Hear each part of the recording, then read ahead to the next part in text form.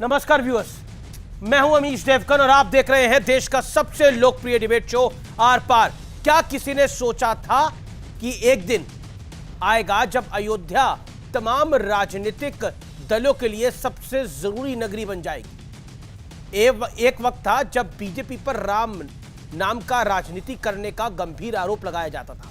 सवाल उठता था कि मंदिर की जरूरत क्या है। सवाल उठाया जाता था मंदिर कब बनेगा, और यह भी कहा गया कि मंदिर की बजाय स्कूल, कॉलेज या फिर अस्पताल क्यों नहीं बना दिए जाते। लेकिन अब जब मंदिर निर्माण शुरू हो गया है तो एक एक कर सारे विपक्षी दलों के सुर बदल गए हैं।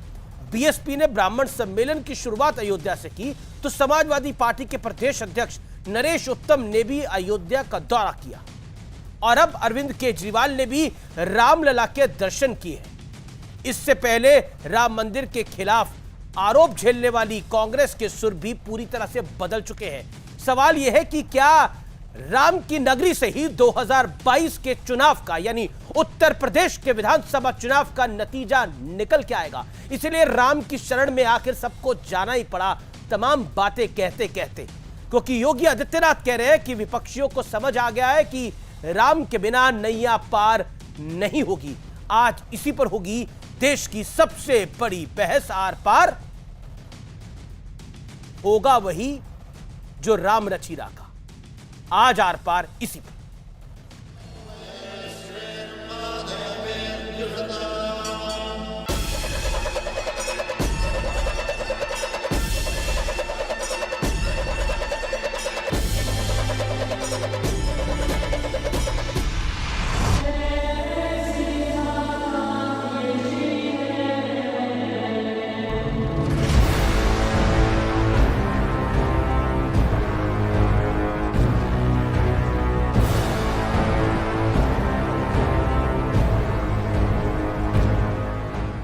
सदियों से राजनीतिक उपेक्षा झेल रही भगवान राम की नगरी अयोध्या यूपी चुनाव से पहले पॉलिटिकली ट्रेंड कर रही है। सारे विपक्षी दलों में अयोध्या जाने की होड़ है। सबसे पहले ये 3 तस्वीरें देखिए। अरविंद केजरीवाल ने रामलला के दर्शन किए, सरयू आरती में हिस्सा लिया, जीते तो अयोध्या की फ्री यात्रा कराने का चुनावी वादा भी किया। दूसरी तस्वीर सतीश चंद्र मिश्रा की, जिन्होंने अयोध्या से ब्राह्मण सम्मेलन की शुरुआत की। तो वहीं तीसरी तस्वीर समाजवादी पार्टी के प्रदेश अध्यक्ष नरेश उत्तम की है, जो चुनावी यात्रा लेकर अयोध्या पहुंचे। श्री रामचंद्र जी के दर्शन किए। उत्तर प्रदेश में अगर हमारी सरकार बनती है तो उत्तर प्रदेश में भी हम लोग सभी उत्तर प्रदेश वासियों को अयोध्या राम जी के दर्शन कराने के लिए सबका फ्री में अरेंजमेंट करेंगे। आज जब लगता है कि अब राम के बगैर नैया पार होने वाली नहीं है, तब अयोध्या में राम जन्मभूमि में दर्शन करने भी आ रहे हैं। जब बाबरी मस्जिद का ध्वंस हुआ तो मैंने नानी से पूछा, नानी अब तो आप बड़े खुश हो गए, अब तो आपके भगवान राम का मंदिर बनेगा।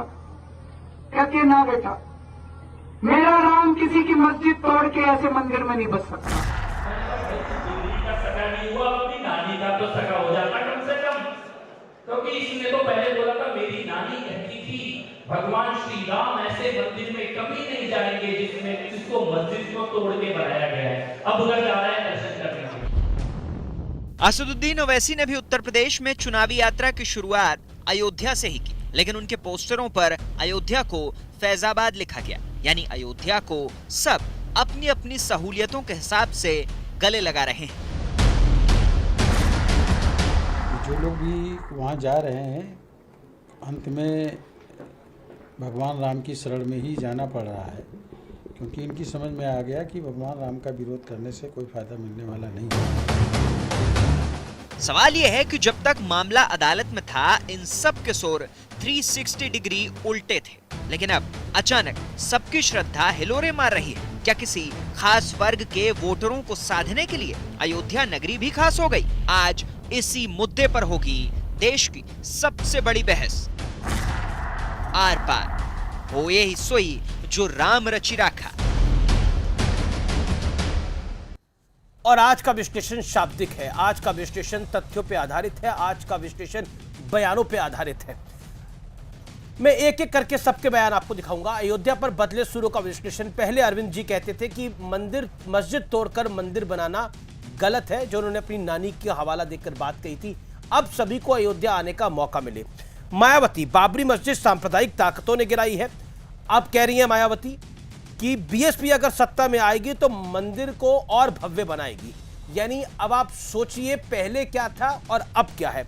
अखिलेश यादव, मुलायम सरकार में कार सेवकों पर गोलियां चलाई गई। ये निरंतर आरोप लगा रहता है समाजवादी पार्टियों पे कि कार सेवकों को मरवाया गया मुलायम सिंह यादव की सरकार में।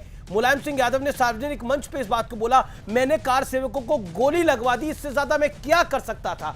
मंदिर बनेगा तो पत्नी बच्चों के साथ मैं दर्शन करूंगा, यह भी कहा। फिर अखिलेश यादव ने, यानी पहले कुछ और था, ये गलत ग्राफिक्स आ गए हैं, पहले कुछ और था और अब कुछ और है। अब असाउद्दीन ओवैसी की बात कर लेते हैं। पहले अदालत का जो फैसला होगा वो मंजूर होगा, कयामत तक मस्जिद थी और रहेगी, ओवैसी ये कहते हैं। कांग्रेस पार्टी, सुप्रीम कोर्ट में राम सेतु को काल्पनिक कहा गया। अब कहा जाता है कि मंदिर एकता, सद्भाव और भाईचारे का प्रतीक है। यह हमारे सामने है। कपिल सिब्बल ने तो यह तक कहा कि 2019 के चुनाव से पहले राम मंदिर बनना नहीं चाहिए, इससे पॉलिटिकल फायदा हो जाएगा। 2019 के चुनाव से पहले राम मंदिर नहीं बना। कांग्रेस की स्थिति वही की वही रही। मेरे साथ बात करने के लिए आज लंबी चौड़ी लिस्ट नहीं है, 3 मेहमान होंगे, 3 अपनी पार्टी के बड़े नेता हैं, अपनी अपनी बातों को रखेंगे। डॉक्टर सुधांशु त्रिवेदी मेरे साथ जुड़ेंगे जो कि बीजेपी के सांसद हैं। मेरे साथ संजय सिंह है जो कि सांसद हैं आम आदमी पार्टी के। आचार्य प्रमोद कृष्णम है जो कि प्रियंका गांधी के एडवाइजर भी है और अभी जो कमेटी बनी है उसके चेयरमैन भी है। आप तमाम लोगों का स्वागत है। संजय जी, सबसे पहले मैं आप ही का रुख करता हूं। पहला सवाल मैं आप ही से पूछता हूं। संजय जी, आज चाहे संबित पात्रा हो, चाहे यूपी सरकार के मंत्री हो, चाहे आपके पुराने सहयोगी कपिल मिश्रा हो, तभी लोग एक सवाल पूछ रहे हैं कि पहले तो केजरीवाल जी कहते थे कि मस्जिद तोड़ के मंदिर बनाना गलत है, लेकिन अब उन्हीं केजरीवाल जी को उस मंदिर के द्वार पे जाना पड़ रहा है। सुर बदल गए हैं क्योंकि चुनाव आ गए। संजय जी,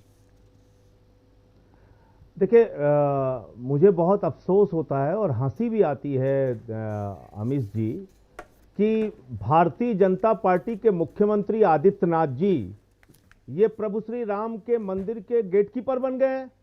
वहां कौन जाएगा कौन नहीं जाएगा इसको वो तय करेंगे। इतना दर्द क्यों हो रहा है भाजपा के नेताओं को, इतनी तकलीफ क्यों है? अगर दिल्ली के मुख्यमंत्री ने ये अनाउंस कर दिया कि दिल्ली में हम बुजुर्गों के लिए जो तीर्थ यात्रा योजना हमने लागू की है उसमें हम अयोध्या को भी शामिल करेंगे, उत्तर प्रदेश में सरकार बनेगी तो उत्तर प्रदेश वासियों को भी अयोध्या का दर्शन कराएंगे, तो इसमें भारतीय जनता पार्टी को और आदित्यनाथ जी को समस्या क्या है? क्या ये लोग गेटकीपर हैं? ये तय करेंगे कब पूजा करनी है, कब अर्चना करनी है, कब उठना है, कब सोना है, कैसे चलना है, कैसे आना है, कैसे जाना है? क्या पूजा अर्चना भगवान की अब भारतीय जनता पार्टी के लोग तय करेंगे? मैं सुधांशु त्रिवेदी से ये सवाल लूंगा, लेकिन इनको किसने दिया है? संजय जी, लेकिन मेरे किसी धर्म में मान्यता रखता है, अगर हम हिंदू धर्म में मान्यता रखते हैं, कोई किसी धर्म में मान्यता रखता है, उसको अपने धर्म के मुताबिक पूजा अर्चना करने की भी इजाजत नहीं है। बिल्कुल, आप कह रहे हैं कि आपको आपके बिल्कुल आपका सवाल वाजिब है, मैं जवाब ले लूंगा संजय जी, लेकिन मेरे आदमी को पूजा अर्चना करने की इजाजत नहीं है संजय जी भाजपा के राज में। और आपने एक सेलेक्टिव बयान दिखाया अमित जी। नहीं, मैंने तो सभी के बयान दिखाए। नहीं दिखाया, मैंने तो सभी के बयान दिखाए। एक सेकंड, सीता मैया को, एक सेकंड अमित जी, सीता मैया को टेस्ट ट्यूब बेबी किसने कहा? सीता मैया को टेस्ट ट्यूब बेबी किसने कहा? किसने कहा? भारतीय जनता पार्टी के उत्तर प्रदेश के उप मुख्यमंत्री दिनेश शर्मा जी ने। आपने वो बयान दिखाया। आपने दिखाया कि किस तरह से वाराणसी में सैकड़ों मंदिर तोड़ डाले गए और उसके लिए स्वामी अवमुक्तेश्वरानंद जी ने बाकायदा आंदोलन चलाया। आपने दिखाया कि अभी 3-4 दिन पहले इसी प्रभु श्री राम की नगरी अयोध्या में बजरंग बली जी का मंदिर तोड़ दिया गया। उसके वीडियो में आपके चैनल पे इसलिए नहीं दिखा सकता कि हम लोग भारत के जिम्मेदार नागरिक हैं, हम किसी को भड़काना नहीं चाहते हैं, लेकिन जो भारतीय जनता पार्टी करे वो सब कुछ जायज है। ये पाकिस्तान में उतर के वहां के प्रधानमंत्री का केक भी काट के चले आए, उसमें कहीं कोई समस्या नहीं है। लेकिन अगर अरविंद केजरीवाल पूजा ठीक है, अर्चना करने चले जाएं, संजय जी, मैंने तो अरविंद केजरीवाल जी का वो बयान दिखाया जिसके अंदर वो कह रहे थे कि मेरी नानी ने कहा कि जो मस्जिद तोड़ के मंदिर बने, ऐसे राम के मंदिर में जाने का क्या फायदा। मैंने तो वो दिखाया।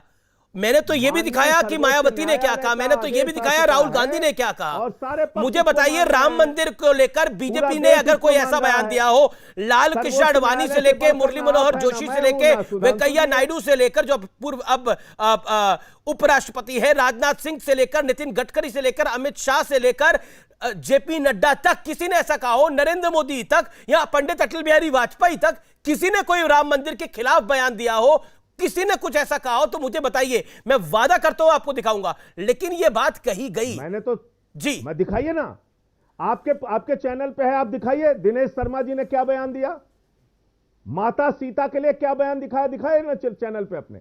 माता सीता के लिए क्या बयान दिया उन्होंने कहा सीता मैया पहली टेस्ट ट्यूब बेबी थी। इस तरह के बयान देते हैं ये लोग।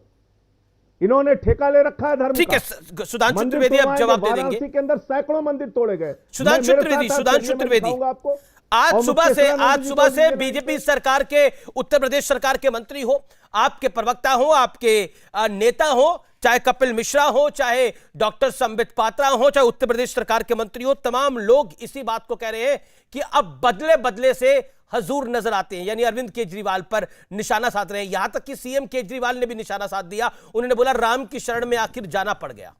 लेकिन संजय सिंह कह रहे हैं कि आप लोग तो खुद मर्यादा नहीं रखते, आप क्या मर्यादाओं का पालन कराएंगे। देखिए, संजय सिंह जी ने जो कहा कि पूजा पाठ करने का अधिकार हर व्यक्ति को, ये मेरा इको कर रहा है, जरा इसको ठीक करवा दीजिएगा। तो इसमें किसी प्रकार की कोई आपत्ति नहीं है, इसमें कोई समस्या कैसे हो सकती। मगर आपने जो कहा कि बदले बदले मेरे सरकार नजर आते हैं, तो अमित जी मुझे याद आता है कि ये सब जानते हैं क्यों दिख रहा है।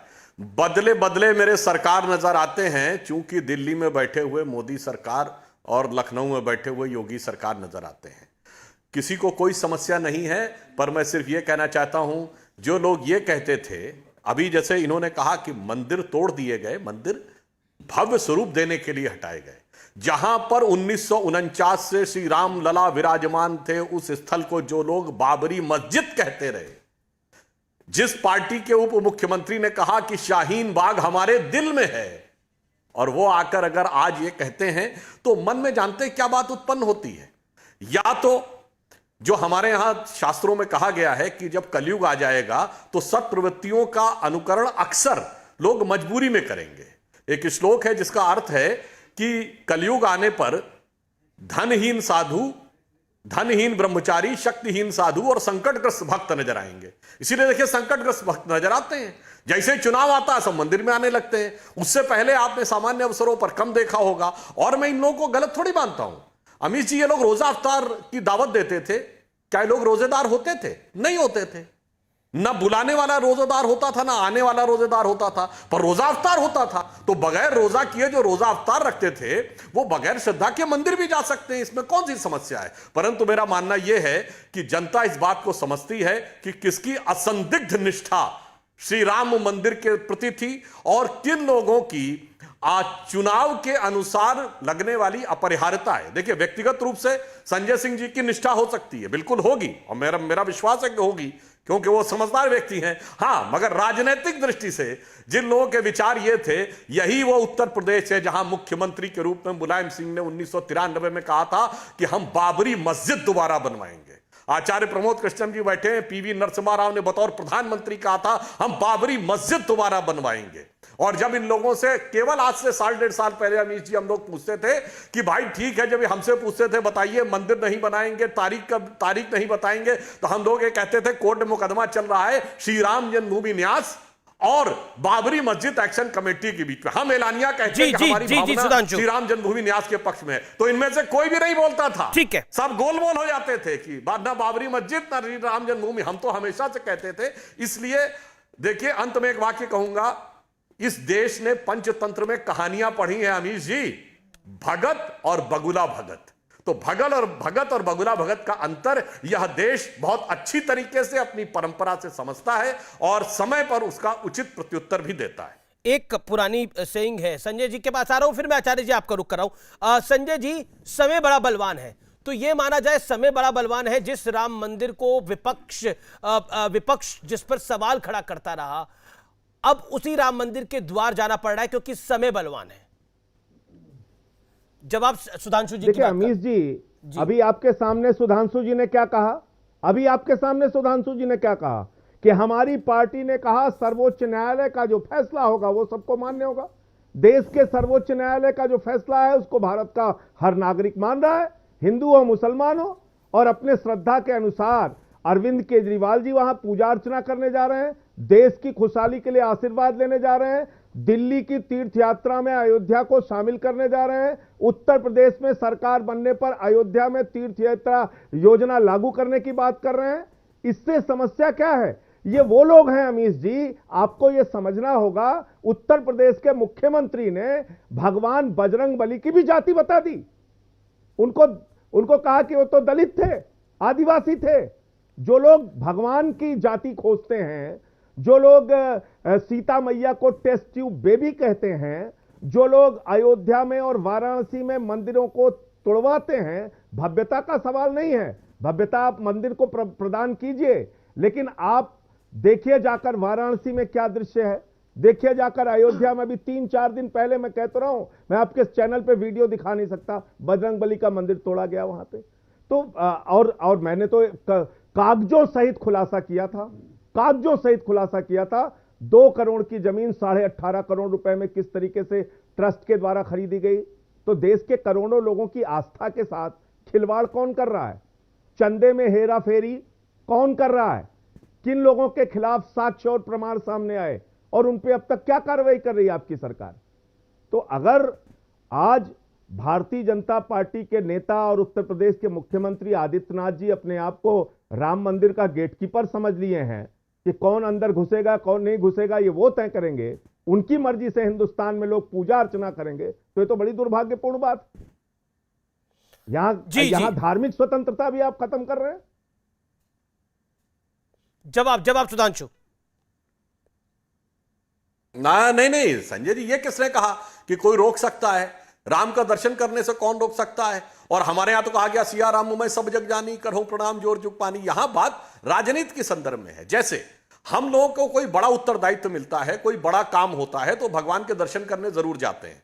पर आप ये बताइए, इससे पूर्व कितनी बार, चाहे आपकी पार्टी को हो या अन्य विरोधी पार्टियों के, कितने लोग गए दर्शन करने? राहुल गांधी जी बहुत बार मंदिर जाते हैं, जब राष्ट्रीय अध्यक्ष बने तो पूरे सुबह से शाम तक कैमरा उनके साथ था। कहीं मंदिर गए? नहीं गए। किस कारण से समस्या है? और मैं ये भी कहना चाहता हूं अमीश जी, आपके कार्यक्रम का जो शीर्षक है ना, वो बड़ा उपयुक्त है। हुई है वही जो राम रचि राखा। ये रामचरितमानस की वो पंक्ति है जिसकी आगे की लाइन जानते क्या है? कि को कर तर्क बढ़ावे शाखा। इसका अर्थ होता है कि जो पेड़ में जितनी शाखाएं वो तय होती हैं, कोई कर नहीं सकता। तो राम मंदिर तो तय था। मगर यहां मैं विनोदपूर्ण ढंग से एक दूसरी बात कहना चाहूंगा, जब से शाखा वालों का प्रभाव बढ़ गया ना, तब से मंदिर के बारे में सबकी धारणा बदल गई। जब एक शाखा वाले प्रधानमंत्री बने थे अटल जी, तो उस जमाने के बाद लोगों ने कम से कम मस्जिद बनवाएंगे कहना छोड़ दिया था। अब जब से आए शाखा वाले मोदी जी, अब देखिए मंदिर बन भी गया और सब जय श्री राम बोल रहे हैं। मुझे याद आता 1993 में जब सपा बसपा की सरकार बन गई थी, कांग्रेस आई की, तो ये नारा लगा था, मिले मुलायम काशी राम, हवा में उड़ गए जय श्री राम। उस समय एक साध्वी जी ने यह कहा था कि यह तो केवल एकता में कमी दिखी, अन्यथा वो समय आएगा कि क्या मुलायम के काशी राम, सारे बोलेंगे जय श्री राम। और आज आप देखिए, केजरीवाल जी हनुमान चालीसा पढ़ते हैं, प्रियंका गांधी जी चंडी पाठ करने लगती हैं और ममता बनर्जी चंडी पाठ करने लगती हैं। ममता बनर्जी अपना गोत्र बताने लगती हैं और यहां तक कि इनकी पार्टी की भी एक प्रवक्ता आकर अपनी पूरी जातिगत ब्यौरा बताने लगती है। और राहुल गांधी जी भी अपना जनेऊ दिखाने लगते हैं, गोत्र बताने लगते हैं। कितना बड़ा परिवर्तन आ गया, क्योंकि भगवान राम किसी से कोई विरोध नहीं रखते। बैर न कर काहू संग कोई, राम प्रताप विषमता खोई। राम का प्रताप आता है, सारी विषमता समाप्त हो जाती है, सब राम की शरण में आने लगते हैं। आइए, स्वागत है राम की शरण में, सच्चे हृदय के साथ आइए, राम की शरण में आइए और राम के आदर्शों और हिंदुत्व के प्रति अपनी निष्ठा निभाइए। आचार्य जी, मैं आपका रुख करता हूं। सुप्रीम कोर्ट में हलफनामा दिया गया कि भगवान राम काल्पनिक हैं और अब मंदिर एकता, सद्भाव और भाईचारे का प्रतीक है, सबको मंदिर जाना चाहिए। क्या आपको लगता है कि राम मंदिर पर कपिल सिब्बल कहते थे कि 2019 में राम मंदिर ना बने, इससे बीजेपी को चुनावी फायदा होगा, लेकिन अब राम के द्वारे तो जाना पड़ रहा है, मजबूरी में ही सही? देखिए अमीश देवगन, एक तो सुधांशु जी ने बहुत अच्छा रामचरितमानस की चौपाई को कोट किया। मैं भी कहना चाहता हूं कि भगवान श्री रामचरितमानस जो तुलसीकृत है उसमें उन्होंने ये भी लिखा है कि निर्मल मन जन सो मोहि पावा, मोहि कपट छल छिद्र न भावा। जिस व्यक्ति का हृदय निर्मल होता है, जिसके अंदर छल कपट नहीं होता है, वो मुझे बड़ा प्रिय है। और जिसके अंदर छल कपट होता है, जो द्वेष रखता है, जो तो छल किसमें है, कपट किसमें है, अच्छा नहीं लगता है। तो भाजपा जो मंदिर की शुरू से बात कर रहे थे छल और कपटी वो है, या फिर आचार्य जी आप ही से पूछा हूं, या छल और कपटी वो है जो मंदिर की बात अब कर रहे हैं? ना मुझसे अमीश देवगन, आप सुधांशु जी बोल रहे थे तब आप बीच में नहीं बोले, और संजय सिंह जी बोल रहे तब आप बीच में नहीं बोले। मेरे बोलते ही प्रॉब्लम शुरू हो गई है। तो बीजेपी को झूठ बोलने का लाइसेंस है। आप कम से कम अमीश देवगन झूठ ना बोलिए, आप बहुत बड़े पत्रकार हैं और आपका चैनल बहुत बड़ा चैनल है। और मैं निवेदन करना चाहता हूं मेरी बात को, क्योंकि बड़ी सारगर्भित बहस हो रही है और आपने बहुत ही अच्छा पैनल बनाया है। मैं 2-3 बातें करना चाहूँगा। पहली बात कि कांग्रेस पार्टी ने या सरकार ने ये हलफनामा दिया कि साहब राम काल्पनिक हैं, राम का अस्तित्व नहीं है। वो हलफनामा लेके सुधांशु जी किसी दिन भी चैनल पे आइएगा और बहस करेंगे। मैं बिल्कुल दावे के साथ कहता हूं कांग्रेस पार्टी ने ये कभी नहीं कहा कि भगवान राम काल्पनिक हैं, और कांग्रेस पार्टी नहीं, दुनिया की कोई भी राजनीतिक पार्टी ये कहने का साहस कर ही नहीं सकती है कि भगवान राम काल्पनिक थे। दूसरी बात, अब मैं सुधांशु जी से पूछना चाहता हूं कि भगवान राम ने बीजेपी की सदस्यता कब ग्रहण की? क्या भगवान राम स्वयं भाजपा के दफ्तर आए थे या कोई आपका नेता ऊपर वैकुंठ लोक में गया था? जरा मुझे बताएं सुधांशु जी, क्या भगवान राम पे सिर्फ भाजपा का अधिकार है? क्या भगवान राम, अरविंद केजरीवाल हिंदू नहीं है? क्या उद्धव ठाकरे हिंदू नहीं है? क्या राहुल गांधी, प्रियंका गांधी हिंदू नहीं है? क्या संजय सिंह जी हिंदू नहीं है? क्या इनकी आस्था पे, इनकी श्रद्धा पे आपको शक है? भाई आप ये कहना चाहते हैं कि भगवान राम को आप तो मानते हैं, बाकी नहीं मानते, चुनावों में मानते, कैसी बातें करते हैं? अयोध्या में जो रामायण मेला का जो शुभारंभ हुआ था वो तो वीर बहादुर सिंह जी ने किया था जब कांग्रेस के चीफ मिनिस्टर थे। और राम मंदिर बनाने का फैसला अगर संसद में हुआ होता तब तो हम मानते आपने भगवान राम का काम किया है। आपने तो भगवान राम के नाम पर सरकारें बनाई हैं, आपने भगवान राम के नाम पर अपने को सत्ता में दाखिल किया है, सत्ता के सिंहासन पे आसीन किया है। आपने राम के नाम को बेचा।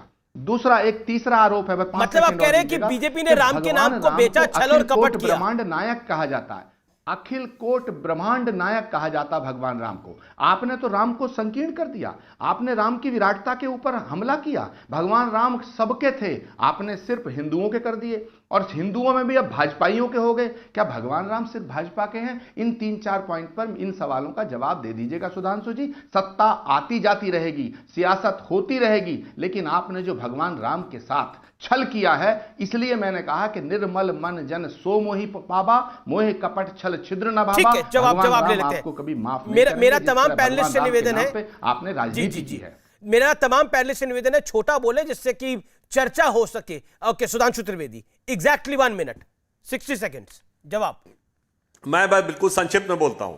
बहुत अच्छी बात कही आचार्य जी ने, निर्मल मन मो जो मोहि भावा, मोहि कपट छल छिद्र न भावा। कपट छल छिद्र यह होता है कि भारत के इतिहास में एक ही मौका था जब किसी पार्टी ने राम राज्य का, भगवान राम का नाम लेकर चुनाव अभियान शुरुआत की। वो था नवंबर 1989, जिस समय राजीव गांधी जी ने अयोध्या यानी तत्कालीन फैजाबाद से भगवान राम का नाम लेकर शुरुआत किया। और ठीक 12 महीने के अंदर नवंबर 1990 कारसेवकों की हत्या करवाने वाली मुलायम सिंह सरकार को समर्थन देकर बचाया।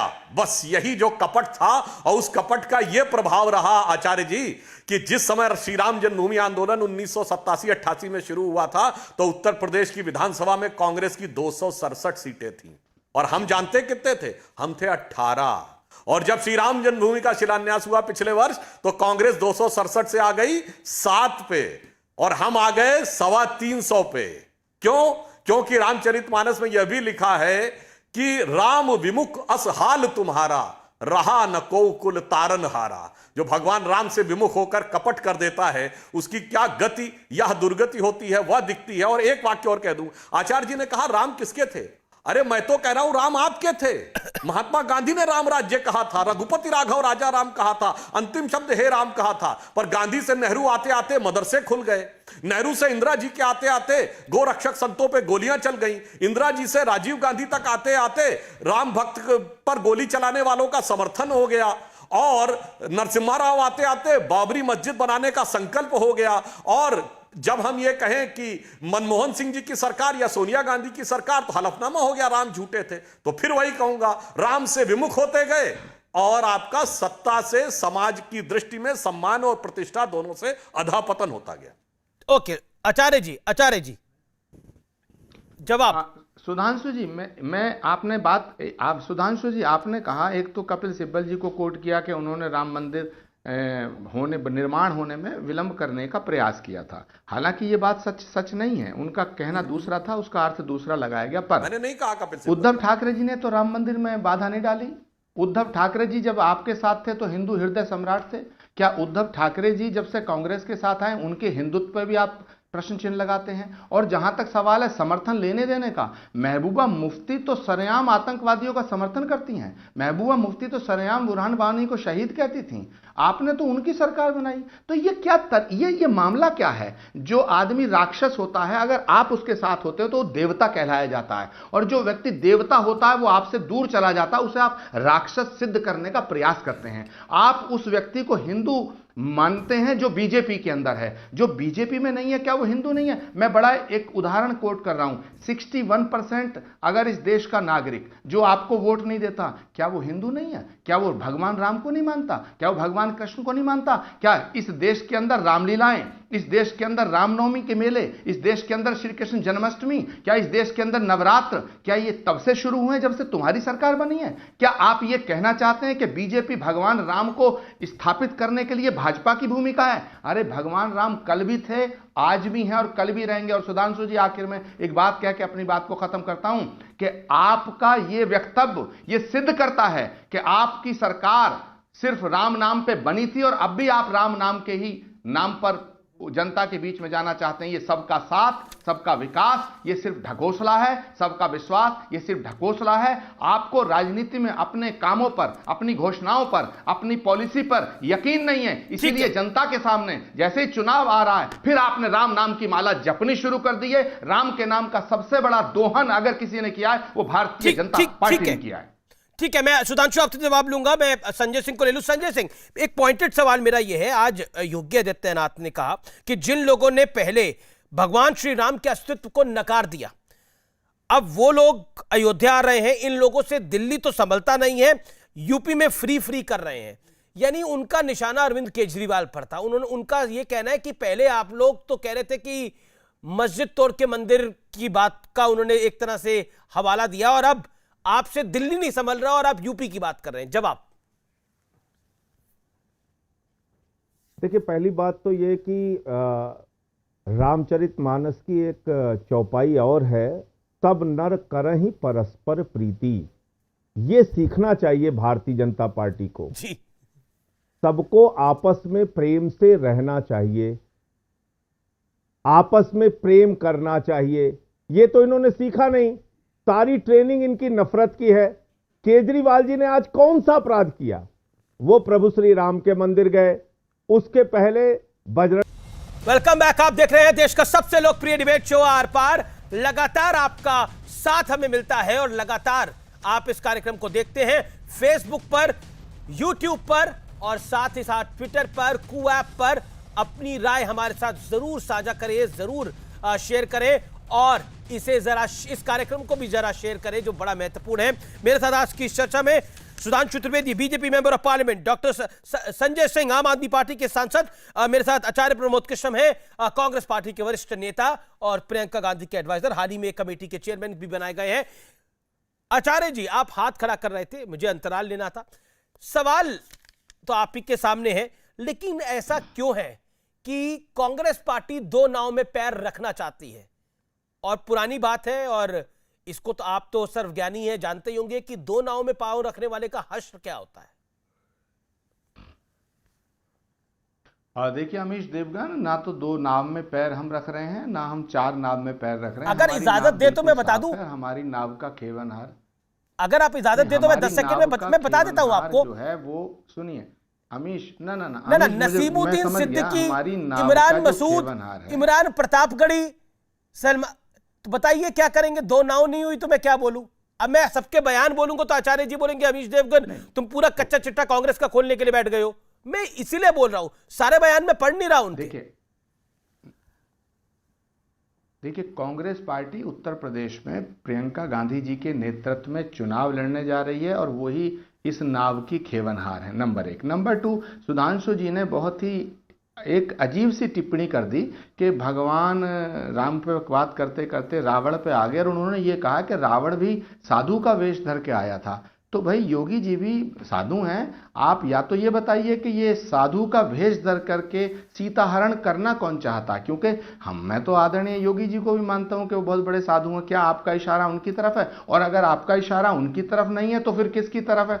तीसरा सवाल मुझे आप मेरे सवाल का जवाब आप दे दें सुधांशु जी, बहुत सारगर्भित बहस हो रही है। मैंने आपसे पहली बार पूछा था कि भगवान राम ने क्या बीजेपी की सदस्यता ले ली है? अगर ली है तो कब ली है बता दीजिएगा। एक अंतिम निवेदन करना चाहता हूं कि आप एक झंझट खत्म करिए, इसका एक ऑर्डिनेंस ले आइएगा कि भारतीय जनता पार्टी के सदस्यों को, नेताओं के अलावा किसी को भी भगवान राम के दर्शन करने का अधिकार नहीं होगा, अयोध्या जाने का अधिकार नहीं होगा, राम के नाम का जाप करने का अधिकार नहीं होगा। तो मैं समझता हूं कि सारा झगड़ा एक ही बार निबट जाएगा। आप एक ऑर्डिनेंस लाइए, झगड़ा खत्म कर दीजिएगा कि भारतीय जनता पार्टी के अलावा कोई भी राम का नाम नहीं लेगा, वो हिंदू नहीं माना जाएगा।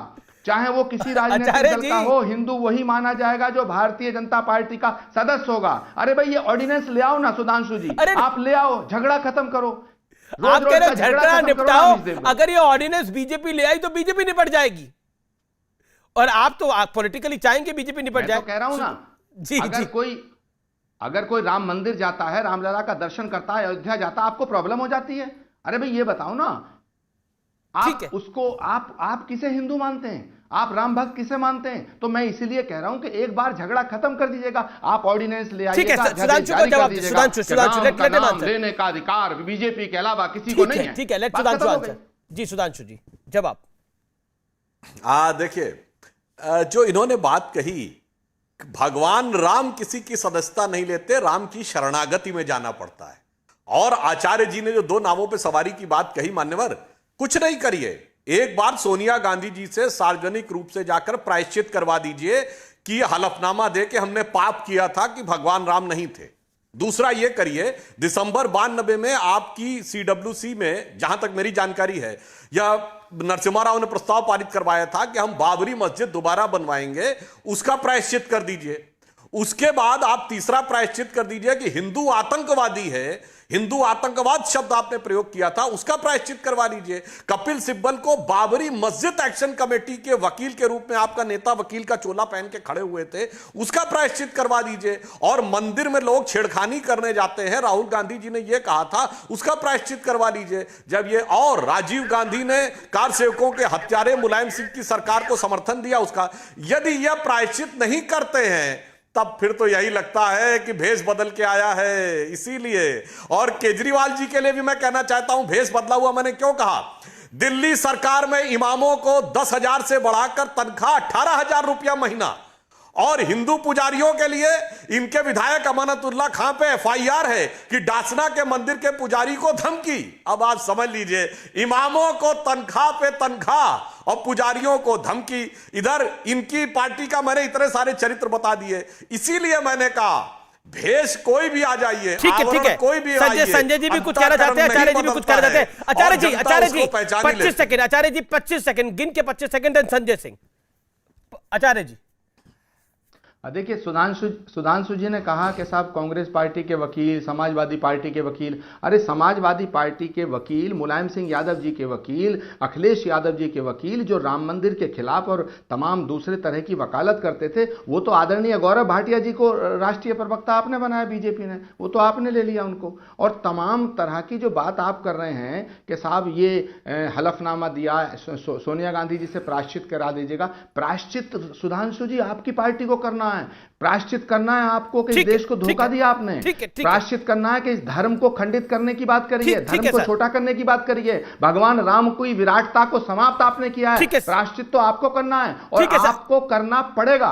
अच्छा आचार्य जी, संजय सिंह, जो सुधांशु ने सवाल पूछा।